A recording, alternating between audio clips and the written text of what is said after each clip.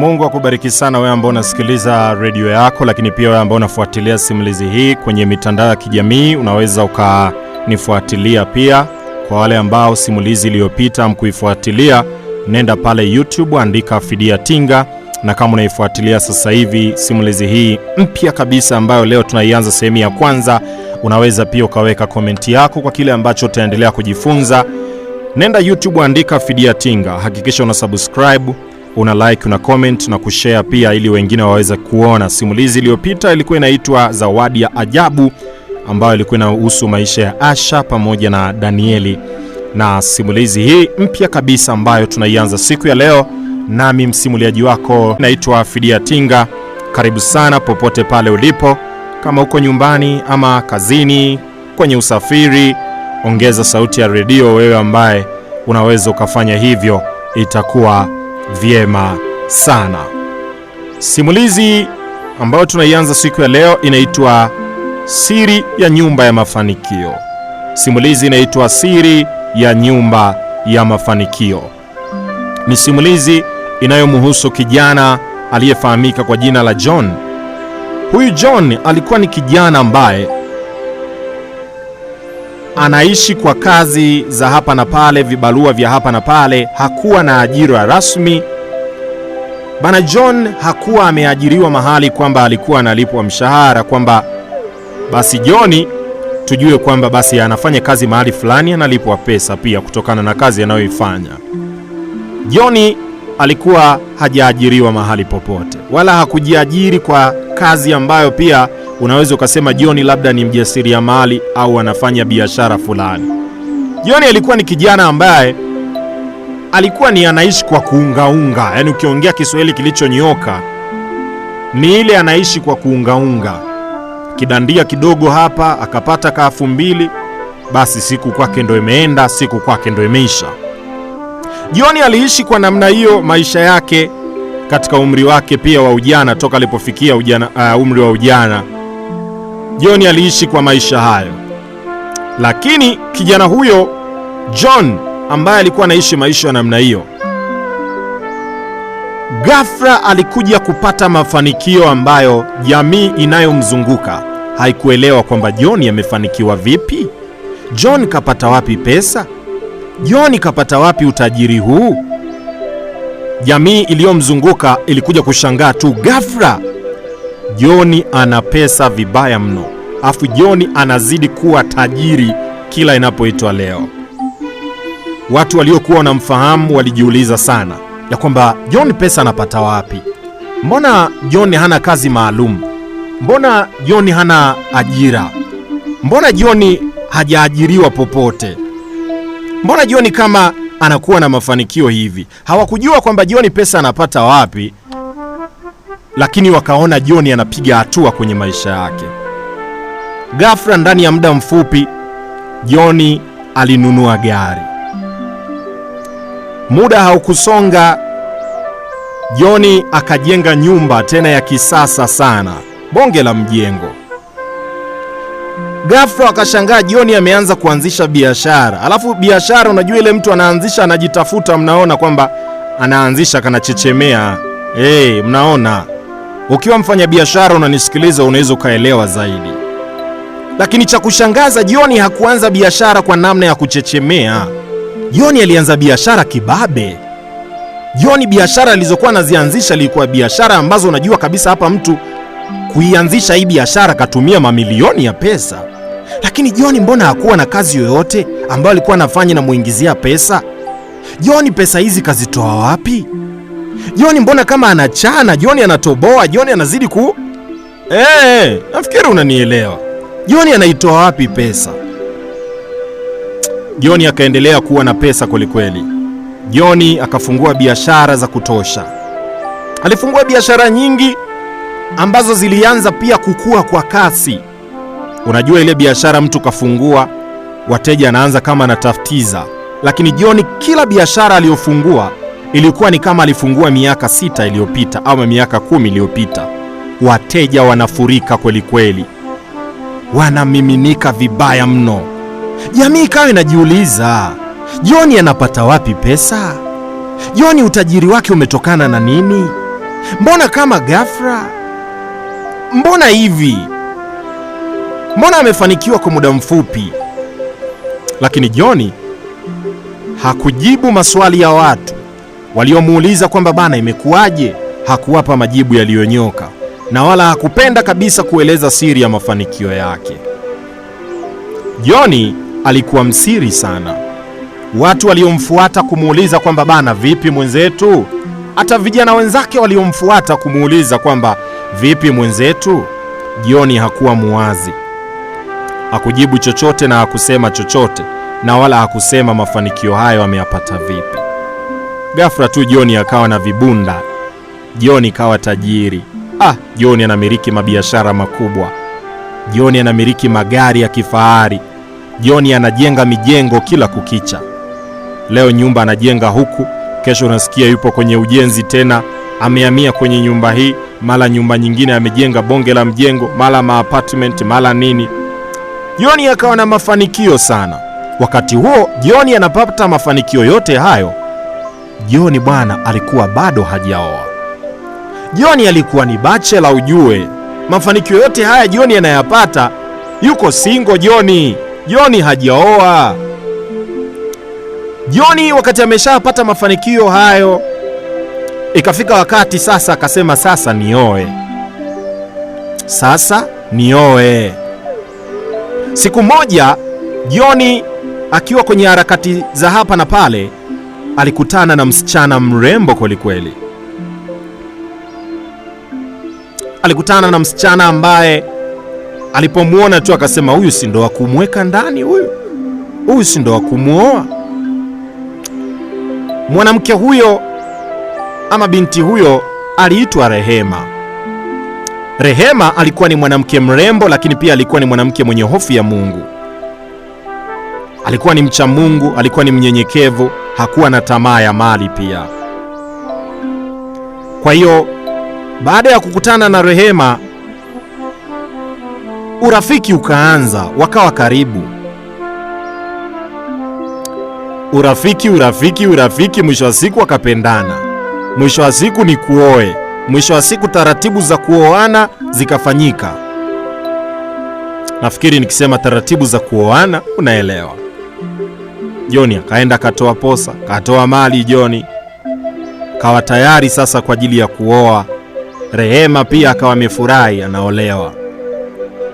Na ukizingatia pia Rehema alikuwa amefika umri fulani ambao licha ya kwamba alikuwa anamtegemea na kumtumainia Mungu sana, lakini alikuwa anahisi kabisa kwamba umri aliofikia atapata bwana kweli. Lakini akampata bwana John. Familia pande zote mbili zikafahamiana, ikafika siku ya harusi yao. Unaambiwa harusi yao ilikuwa ni harusi ya kifahari vibaya mno. Ilifungwa mmoja kati ya harusi kubwa kutokea na harusi za kifahari, kwa sababu bwana harusi alikuwa ni mwamba aliyejipata. Hakutegemea michango ya watu. Mwamba alisema sitaki mchango wa mtu, mimi nataka tu kualika watu waje kwenye harusi yetu, mimi naoa. Ilikuwa ni harusi kubwa ya kifahari ambayo watu mpaka walishangaa. Wewe harusi unaambiwa sherehe zinafanyika, mtu unachagua wewe ule nini, unajipakulia mwenyewe na unasema sherehe ni kula. Yaani ilikuwa wewe ndo unafika pale penye buffet, unachagua ule nyama ya ng'ombe, ule ya kuku, ule ya mbuzi, ule nyama choma ama ya mchuzi. Yaani unachokitaka wewe ndo hata kama unataka ujipakulie kuku mzima ni wewe. Ilikuwa ni bonge moja la harusi ya kifahari. Harusi ya kifahari mno ambayo ilishangaza jamii pia. Mpaka familia pia ya Rehema wakaanza kushangaa, mkwe wetu ana hela nyingi hivi. Yaani ilikuwa chochote pale kinachofanyika kinafanyika kitu cha kifahari. Licha ya kwamba familia ya Rehema walikuwa wanajiuliza sana kuhusiana na huyu John ambaye ni mkwe wetu, pesa ametoa wapi, ama mbona kuna maswali sana kuhusu mafanikio yake. Lakini wanasema mtu akipenda bwana huwezi ukamrudisha nyuma. Rehema alikuwa ashapenda kiasi kwamba alikuwa hawezi kuwasikiliza tena wazazi wake. Kwa hiyo Rehema alimpenda John kindakindaki, alimpenda kwa moyo wake wote. Baada ya ndoa yao, maisha mengine yaliendelea. Wakaenda kwenye nyumba yao ya kifahari. Ilikuwa ni nyumba ya kifahari mno, nyumba ya kifahari sana. Maisha yaliendelea, lakini ndani ya muda mfupi kutoka siku ya ndoa yao, wakiwa katika jumba hilo la kifahari, ghorofa la maana limejengwa, likajengeka zuri haswa, linavutia. Mambo yakaanza kudhihirika, na hapa namaanisha maluelue yakaanza ndani ya nyumba yao. Ni mambo gani hayo ambayo yalianza kutokea ndani ya nyumba yao? Najua hicho ndio kitu ambacho unatamani kujua. Wakati mwingine Rehema akiwa peke yake, wakati mwingine pia akiwa na mume wake, maluelue yalianza. Huu ni utangulizi wa sehemu ya kwanza ya simulizi yetu, simulizi ambayo tumeianza siku ya leo. Tumeweka alama ya sehemu ya kwanza. Simulizi inaitwa Siri ya Nyumba ya Mafanikio. John, kijana ambaye alikuwa na utajiri ambao utajiri wake uliwashangaza wengi, kwamba utajiri wake umetoka wapi. Kesho tutaendelea hapa mwendelezo wa sehemu ya pili, ambayo tutafahamu yepi hayo yalianza kutokea ndani ya nyumba yao. Vitu gani vilianza kujiri ndani ya nyumba yao. Kumbuka Rehema alikuwa amependa kweli kweli, pamoja na wazazi wake pia kushangaa sana siku ya harusi ya kifahari namna ile, kujaji na kuuliza kwamba kwani huyu mkwe wetu mbona ana hela sana? Anafanya kazi wapi? Anafanya biashara gani? Amezitoa wapi? Lakini Rehema hakujali wala nini. Sema mtu akipenda kumrudisha nyuma ni kazi sana. Una kipi cha kusema ikiwa leo ni mwanzo tumeianza simulizi yetu? Niandikie kwenye 0744139543. Kwa haraka nisome meseji chache kwenye 0744139543. Anaitwa Mama Prince kutokea Mwasanga, yuko anasikiliza pia simulizi hii mpya kabisa.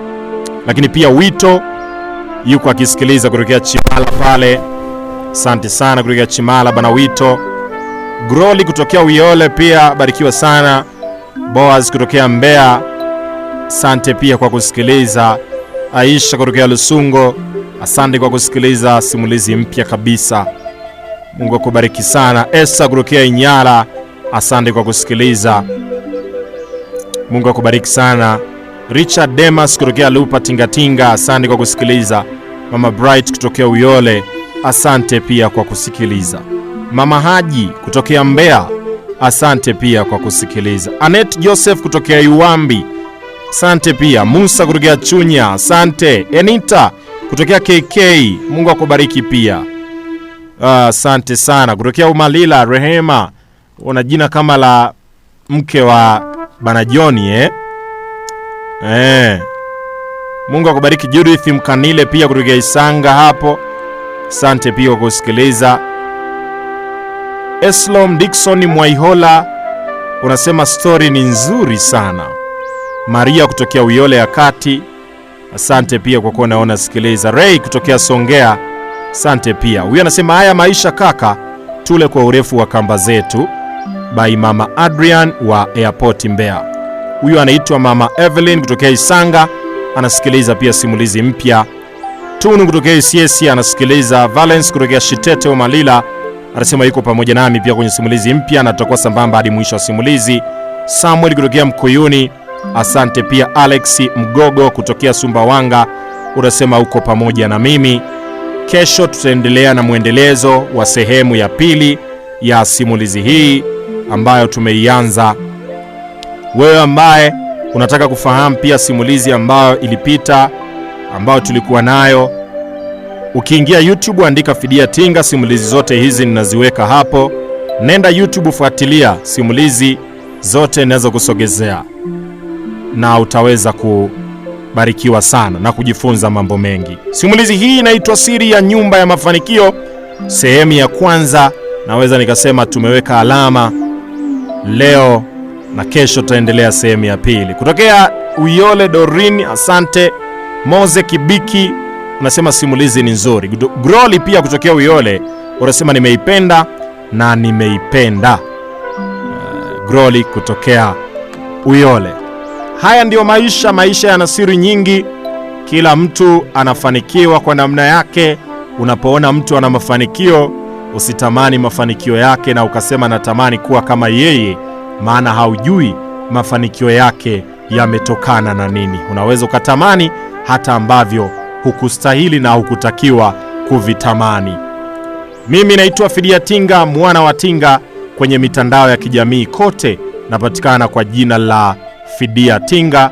Ukifuatilia simulizi na mikasa yote utapata hapo. Sehemu ya kwanza leo, kesho ni sehemu ya pili. Saa 10 kamili za jioni nitakuwa hapa mjengoni. Barikiwa sana, na yote katika yote uzidi kujifunza pia kupitia vipindi mbalimbali ambavyo vitakuwa vinaendelea hapa ndani